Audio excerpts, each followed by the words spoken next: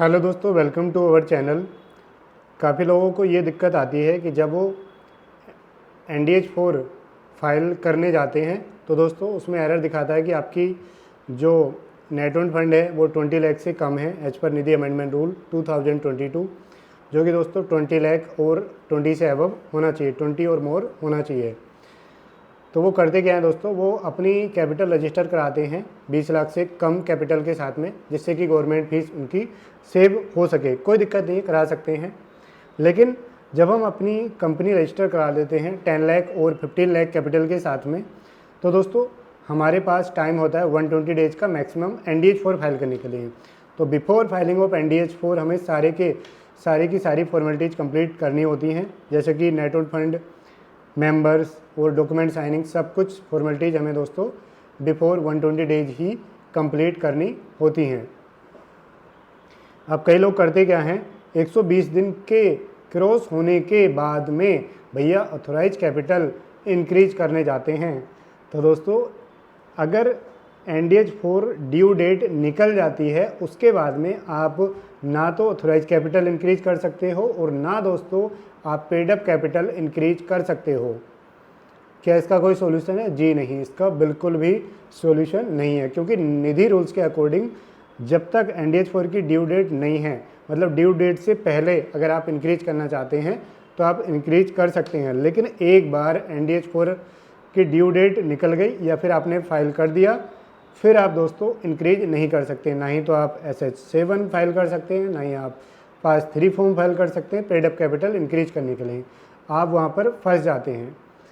तो ऐसी गलती आप कभी भी ना करें।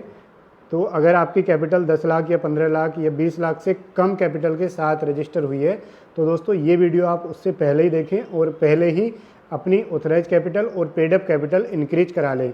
और दोस्तों पेड अप कैपिटल और ऑथराइज कैपिटल इंक्रीज करने का भी सही तरीके से इंक्रीज करनी है, 101%, मतलब लॉ और रूल्स को कंप्लाई करके करना है। आपको पैसे बचाने के चक्कर में अपने आप से, काफ़ी लोग क्या करते हैं ना, अपने आप से ट्राई करने लगते हैं। कहते हैं वीडियो देखेंगे यूट्यूब पे, सर ऑथराइज कैपिटल तो हम खुद से इंक्रीज कर सकते हैं, सर पेड अप कैपिटल तो आपको हम खुद से इंक्रीज कर सकते हैं, सर NDH4 आप फाइल कर दो। तो कर तो सकते हैं, कोई दिक्कत नहीं है। लेकिन जब वो रिमार्क डालता है ना कि आपने तो जब आपने पेड अप कैपिटल इंक्रीज की थी ये वाला रूल ही कंप्लाई नहीं किया था, आपने ये नहीं किया था, आपने वो नहीं किया था, उस समय आप फंस जाते हैं जी, उस समय आप फंस जाते हैं मेरे दोस्त। जब आपने ऑथराइज कैपिटल इंक्रीज की थी तो आपने ये रूल कंप्लाई नहीं किया था। तो वो क्या करते हैं, न्यू रूल्स के अकॉर्डिंग जब से कंपनी बनी है, कंपनी रजिस्टर होने पर जो रूल्स की एप्लीकेबिलिटी थी, और दोस्तों after company registration and up to NDH4 filing जो भी रूल एप्लीकेबल हो रहे हैं कंपनी पर, वो सभी देखे जाते हैं। अब यहाँ पर कोई फिक्स रूल नहीं है कि हमें निधि रूल्स ही हमारे ऊपर एप्लीकेबल हो रहे हैं, ऐसा नहीं होता। अगर आपने ऑथराइज कैपिटल इंक्रीज की तो ऑथराइज कैपिटल इंक्रीज करने से रिलेटेड जो भी सेक्शन है, रूल हैं, कंसेंट प्रोविजन है, वो सारे एप्लीकेबल हो जाएंगे।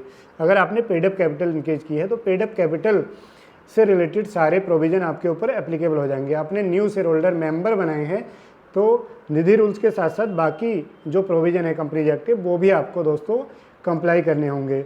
जब आपकी कंपनी रजिस्टर होती है तो रजिस्टर्ड ऑफिस से रिलेटेड जो रूल हैं वो आप कंप्लाई करने होंगे। कैपिटल जो है, रेजिडेंशियल का क्राइटेरिया है ना, ID एड्रेस प्रूफ का जो क्राइटेरिया है, सारे के सारे दोस्तों आपको यहाँ पर कंप्लाई करने ही होंगे।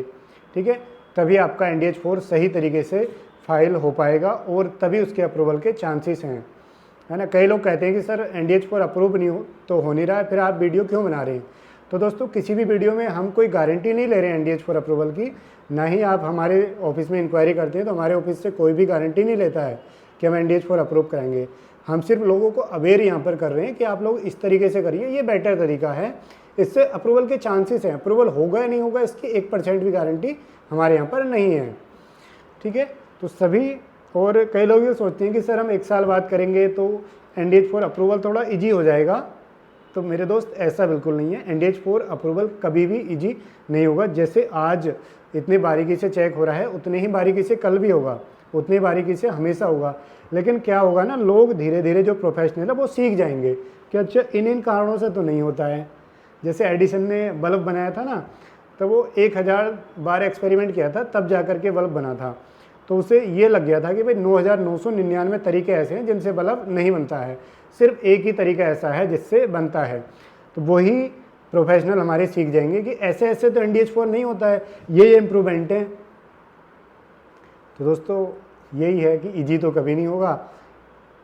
तो मेरा कहने का मतलब यहाँ पर यही है कि अगर आपने कम कैपिटल के साथ में कंपनी रजिस्टर कराई है तो ऑथराइज कैपिटल और पेड अप कैपिटल आप NdH4 ड्यू होने से पहले ही इंक्रीज कर लें, काफ़ी पहले। मैं तो ये सजेस्ट करूँगा कि आप विदिन 60 डेज, 60 दिन से पहले, मतलब रजिस्टर होने के विदिन 60 दिन ही आप authorise and paid up capital अपनी इंक्रीज करके 20 लाख NOF कर लीजिए। और उसके बाद में आप मेंबर वगैरह पहले से बना सकते हैं, मेंबर को कुछ फ्रेश शेयर अलॉट कीजिए और बाकी दोस्तों रूल कंप्लाई करके अपना NdH4 फाइल कीजिए, अप्रूवल के चांस आपके ज़रूर होंगे। ठीक है, गारंटी तो दोस्तों हमारे यहाँ भी नहीं है, चाहे आप हमारे थ्रू कराएं, हम गारंटी NdH4 की नहीं लेते हैं। लेकिन अगर आपकी कंपनी हमारे यहाँ पर रजिस्टर्ड है तो NdH4 की जो प्रोफेशनल फीस है हमारी CS की, वो हम नहीं लेते हैं। अप्रूव होगा तभी लेंगे, अगर रिजेक्ट होगा तो नहीं लेते हैं।